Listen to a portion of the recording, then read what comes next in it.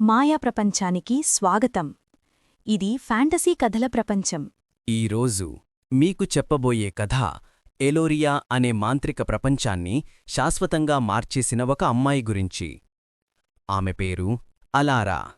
ఆమె జన్మించిన రాత్రి ఆకాశంలో 3 చంద్రులు ఒకేసారి మెరిశాయి. అది మంచి సూచన కాదు, అది ఒక ప్రవచన రాత్రి. అలారా పెరిగింది చిన్న పర్వతగ్రామంలో. సాధారణ అమ్మాయిలాగా కనిపిస్తుంది, కాని ఆమె చేతిపై ఉన్న వెండి గుర్తు దేవతల రహస్యానికి తాళంచెవి.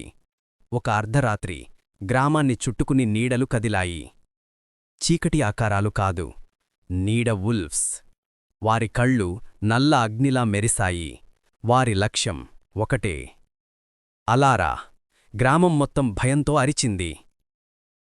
అలారా, అమ్మా, నీడలు కదులుతున్నాయి. అమ్మా, అలారా, లోపలికి పో, త్వరగా. కాని ఆలస్యమైంది. నీడ వుల్ఫ్స్ అలారాను చుట్టుముట్టాయి. ఆమె చేతిపైని వెండి గుర్తు ఒక్కసారిగా జ్వాలలా వెలిగింది. ఒక ప్రకాశం, ఒక గాలి దెబ్బ. నీడ వుల్ఫ్స్ నేలపాలయ్యాయి. అలారా ఆశ్చర్యపోయింది. ఇది నా వల్ల జరిగిందా? ఆకాశం మొత్తం ఒక్కసారిగా పిడుగులతో కొట్టుకుంది. మేఘాల మధ్య నుండి ఒక ఆకారం దిగింది. అతనే స్కైటాలాన్ యోధుడు కేలెస్. అలారా, నీ శక్తి మేల్కొంది. ఇప్పుడే నీ జీవితం మారబోతోంది. చీకటి రాజు నిన్ను వెద్గుతున్నాడు. అలారా భయంతో అడిగింది. నేను ఎందుకు? కేలెస్ నెమ్మదిగా చెప్పాడు. 3 చంద్రుల కింద పుట్టినవాడే ఎలోరియాను రక్షించగలడు, లేక నాశనం చెయ్యగలడు. అలారా నిర్ణయం తీసుకోవాలి.